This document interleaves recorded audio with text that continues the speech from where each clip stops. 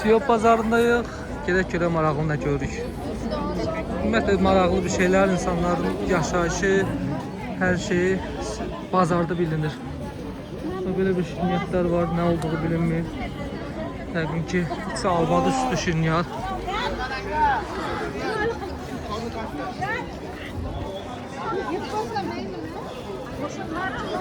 Böyle bir şey. Bu əriyin yetişməmişidir. Bu ise cemdir. Cem satılır. Çörəklər də burada arabada. Böyle araba formasında. Çörəklər də böyle satılır. Budur özbək çörəyi. Çok güzel özbək çörəyin. Görünüşü çok güzel olur.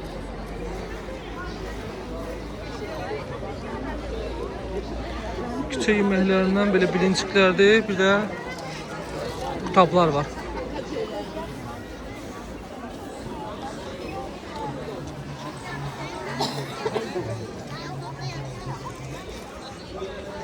Bax üzüm olmur ama burada üzüm çıxıb yəqin ki.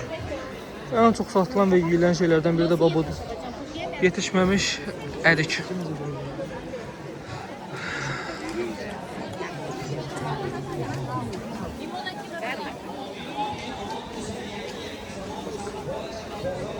Bu nar şirəsinin portakal şirələrdir. Sıxılır və çatılır.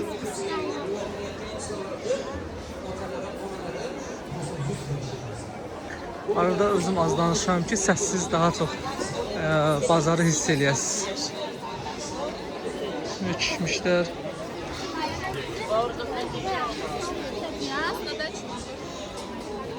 Bu alınan şey bu Tacikistanda çox yeyilir. Yiyib dadına baxmaq olar.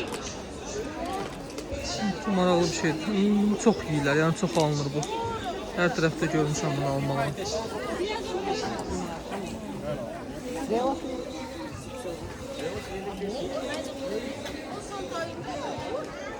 Və aşağı hissədə bu cür yenə ərz meyvə tərəfə satılır. Yuxarı hissədə isə suvenirlər falan ala bilərsiniz və qabağa da bütün tarixi abidələr falan bir addımlıq və buradan rahatlıqla gedə bilərsiniz.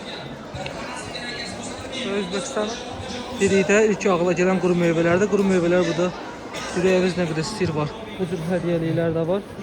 Təxminə 10-15 manat olacaq qiyməti. Təxminə belə olacaq. Və hər həftə sonu burada belə şov proqramı, bazar şov proqramı keçir.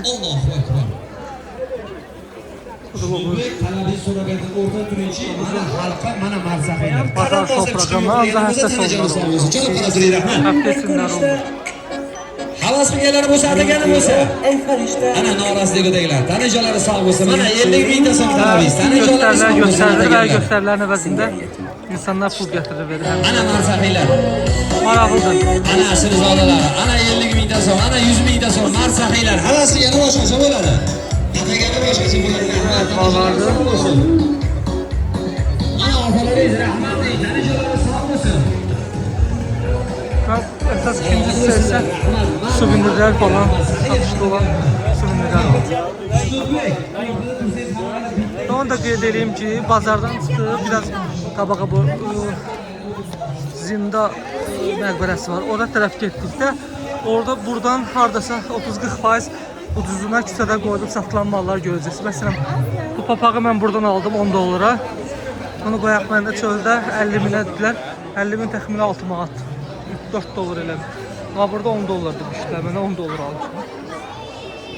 Yəni vaxtınız varsa biraz kənara gedib biraz kənardan daha ucuz ala bilərsiniz.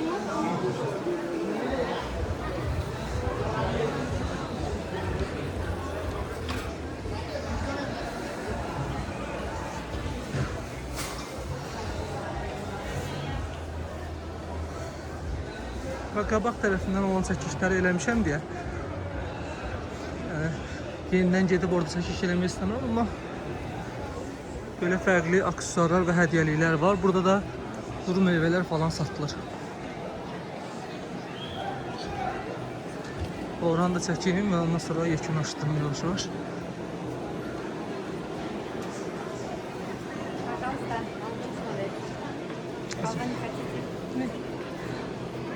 А что это?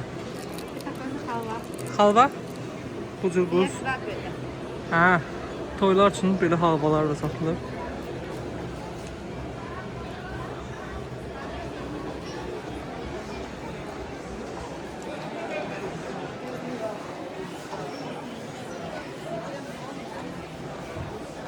Adması oxşayan halva. Və ümumi görüntü verim və yekunlaşdırım. Siyop bazarı.